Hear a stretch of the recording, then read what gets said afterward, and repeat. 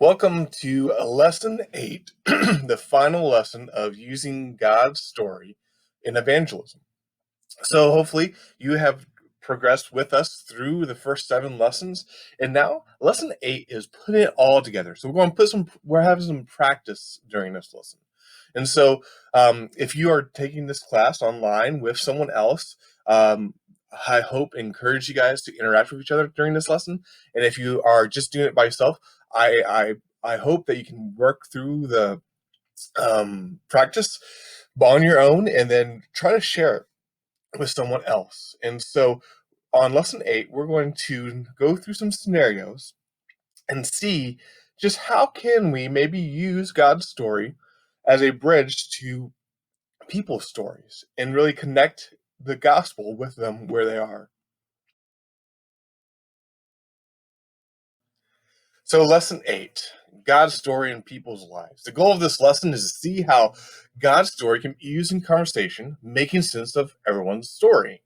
We've talked about this before, but the whole idea of God's story is that our story can come under his story, which means there's natural bridges in how we can talk to someone about who God is, and that connects to their life, and it can actually make sense, the most sense of their life.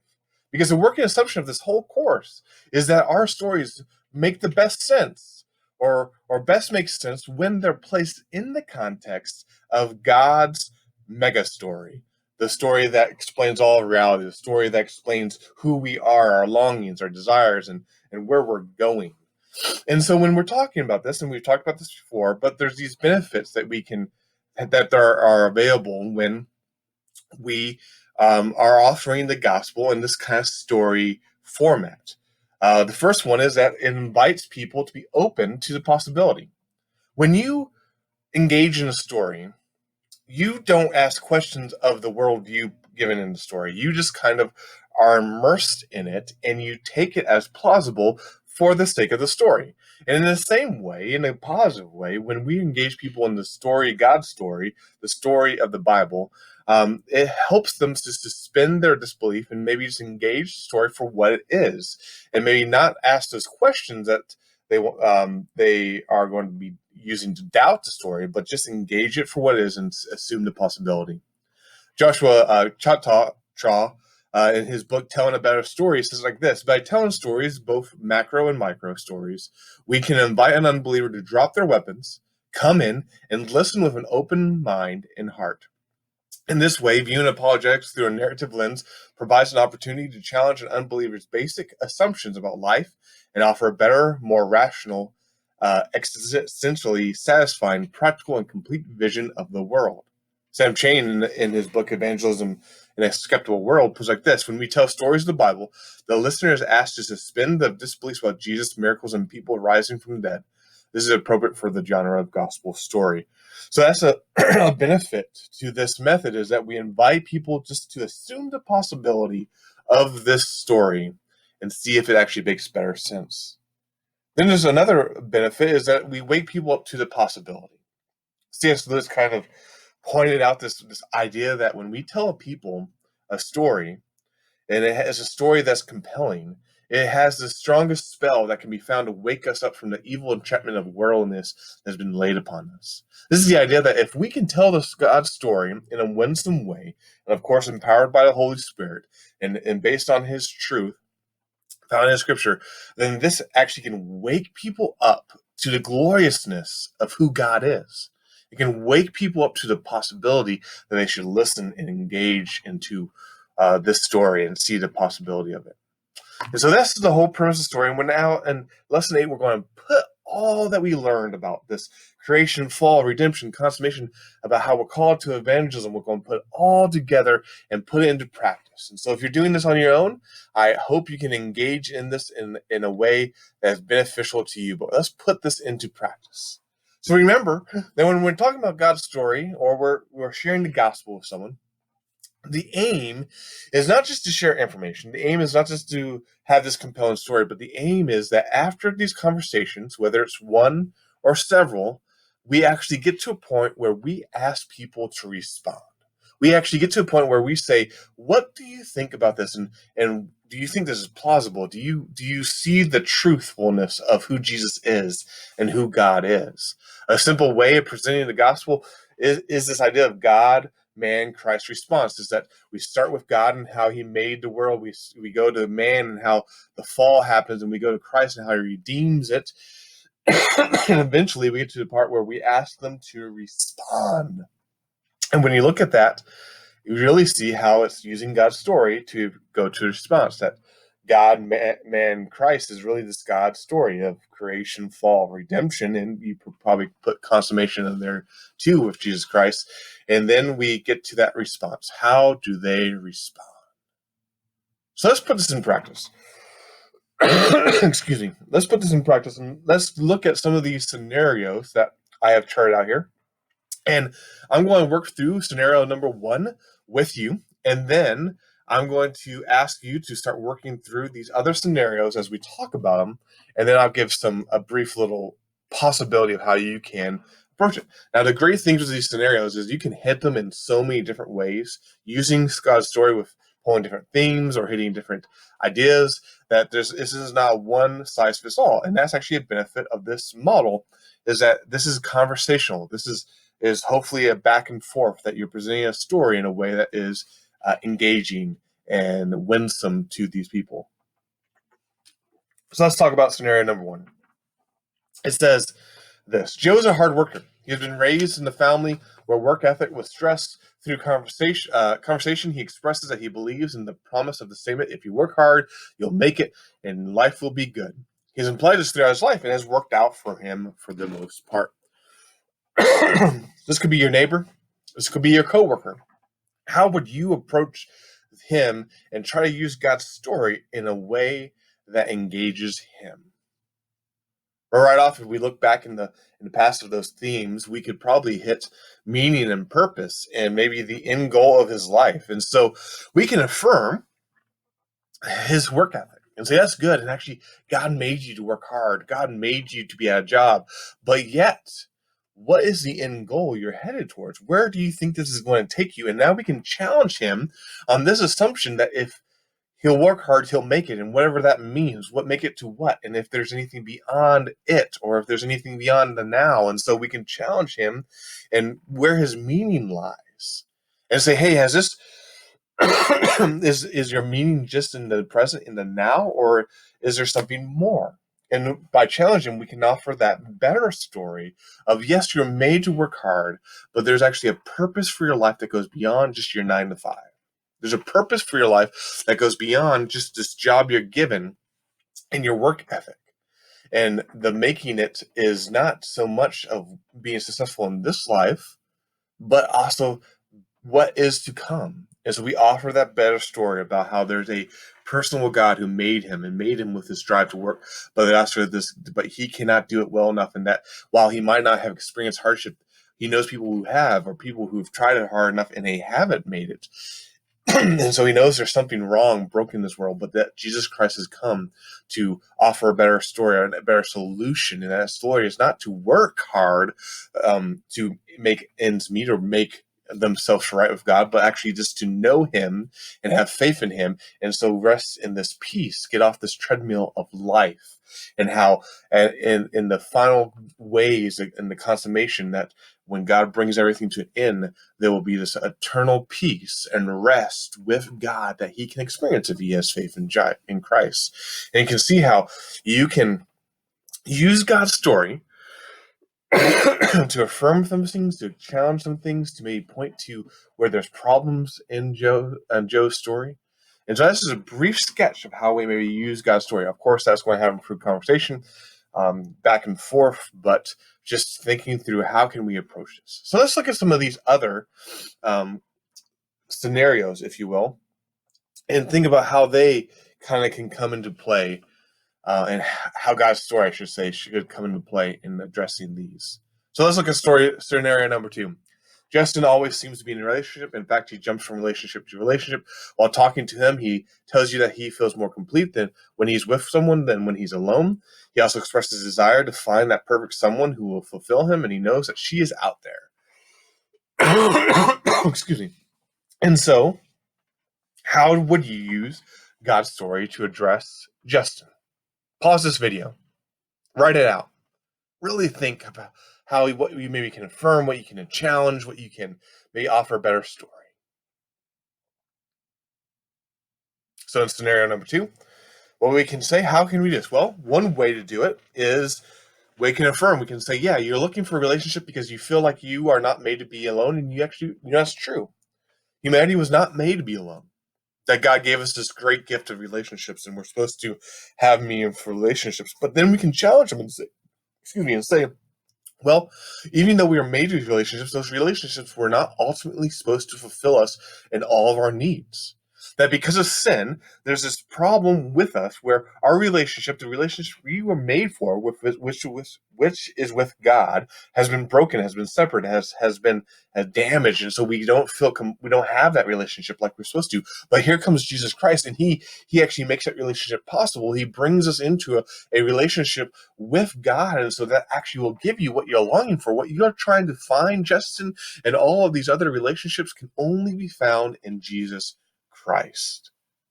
And so, as you see there, we can affirm, we can challenge, and we can present this other thing we're trying to present the answer of what satisfies you and how He's made by God to be satisfied by God.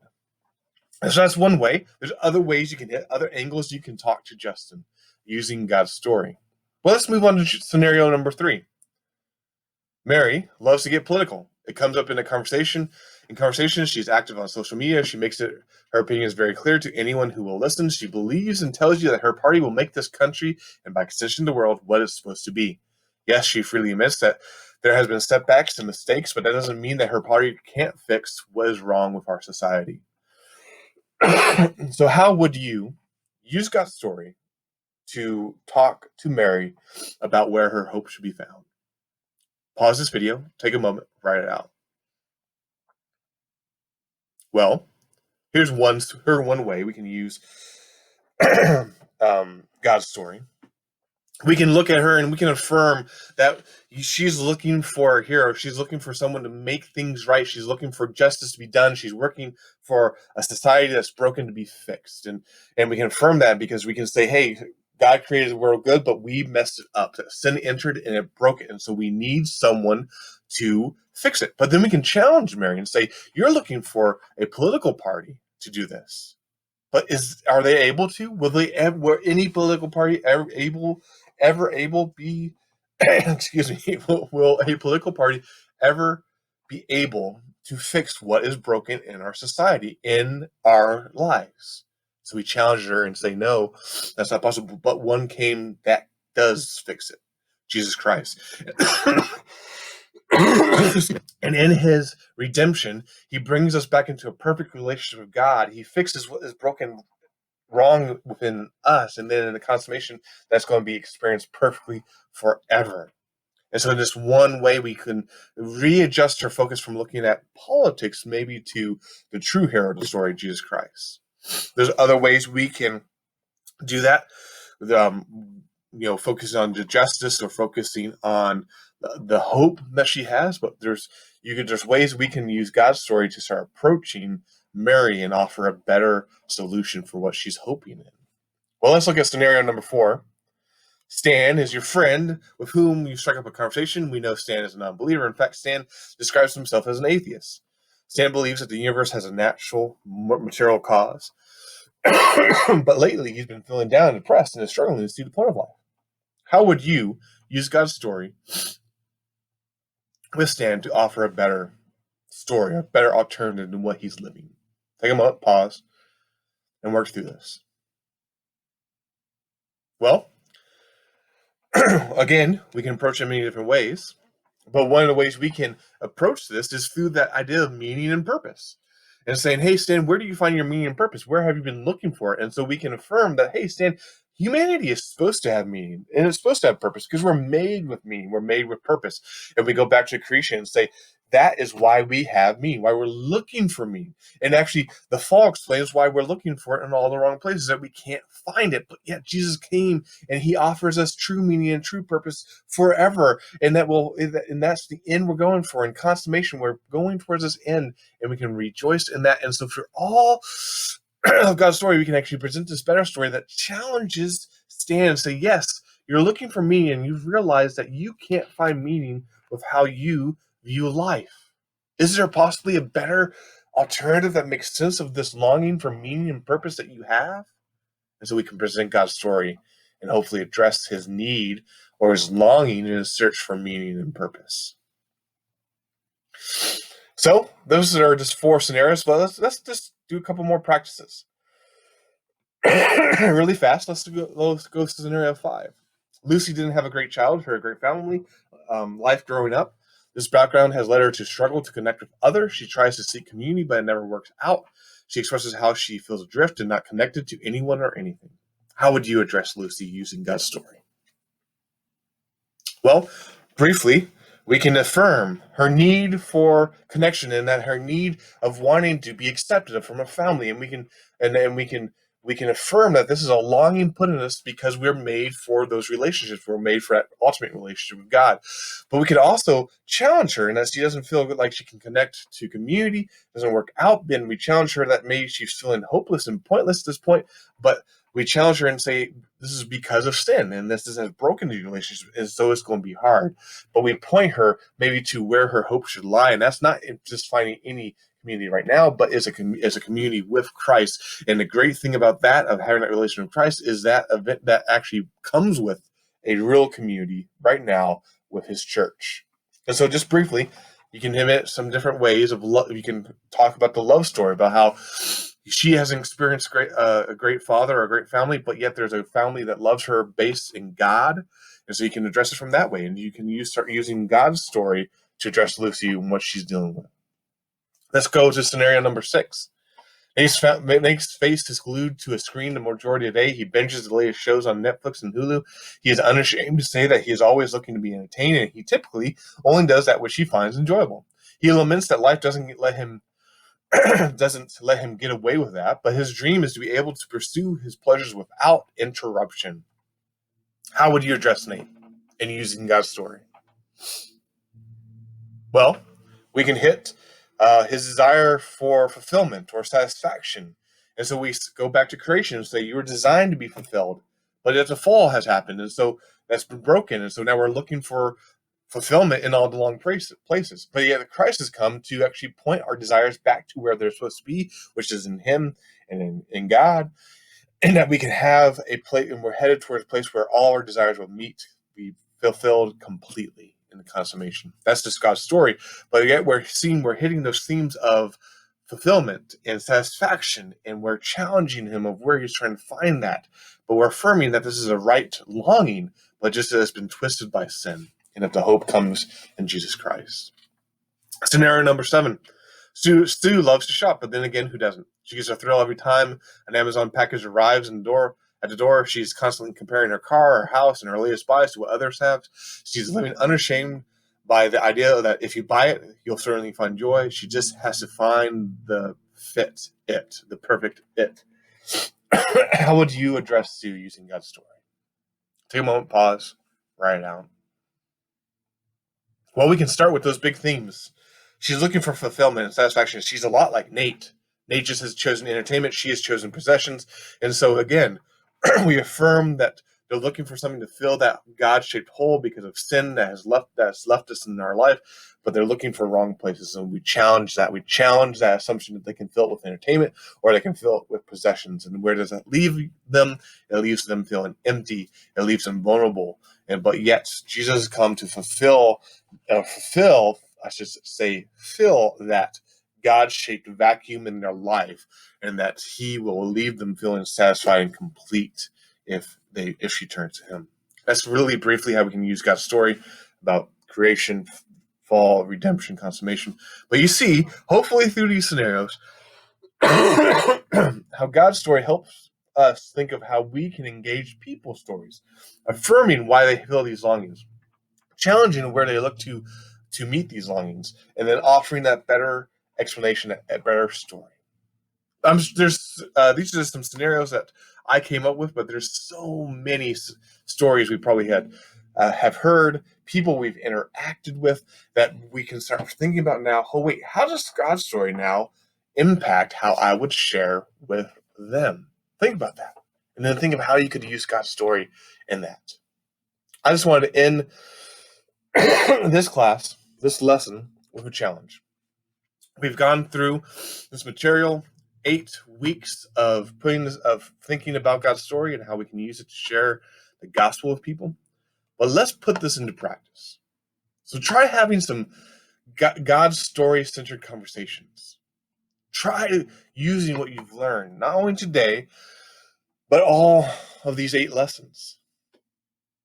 And I challenge you right now, think of 1 or 2 people you can engage in this way, and then do it. And know that God has gave us a spirit not of fear but of power and love and self-control. That we might be scared of doing this, but God is working in our conversation. And if we're faithful, He will be faithful to be moving in people's lives in ways we probably don't even expect, or maybe we don't even see because we're planting so many seeds. But make make a goal. Excuse me. Make a goal to try to share God's story with someone in your life, listening to their story, but then engaging them and with God's story, how maybe offers a better alternative to how they're viewing life. That's your challenge, to put this into practice. I hope you've enjoyed this lesson. I hope you enjoyed the whole material. There is a link in the comment section, or I should say in the descriptions of a post survey. So if you've gone through this whole class online, I would ask you to click on that link and quickly fill out that post survey. That's part of this material that helps us gauge just how effective this was. It's part of my class that I'm doing this material for. And so I would really encourage you to take the 5 minutes to click on that link and really help me see how well you benefit from this class. So thank you so much. I hope it has been beneficial, and I'll see you later. If you have any questions or if you want to engage any more about this material, please give me a call, a text, or an email. I'll talk to you guys later. Have a good one.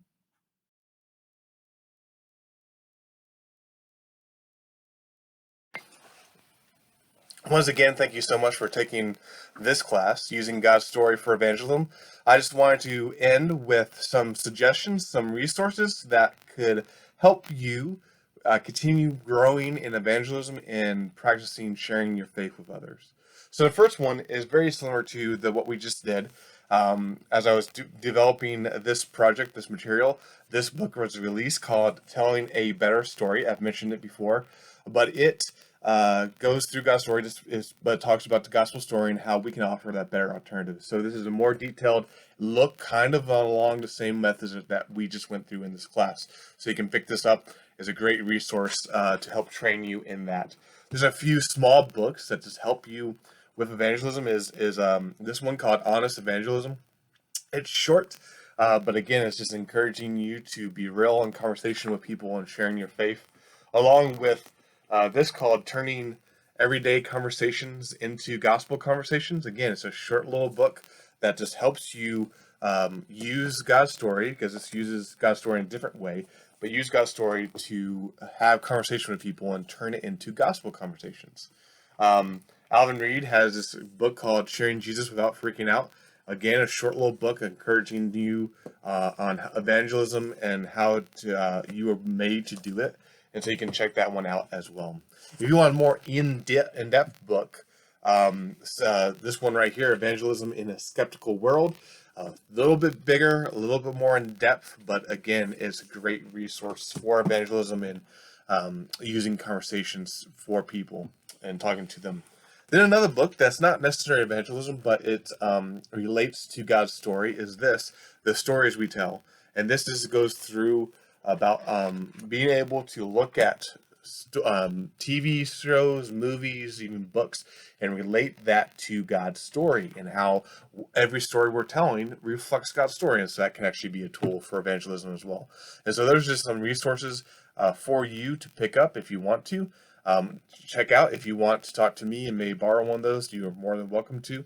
But they just will help you further this idea of knowing God's story and how can we share it with the people who need to hear it. So I hope you can check those out, and I'll talk to you guys later.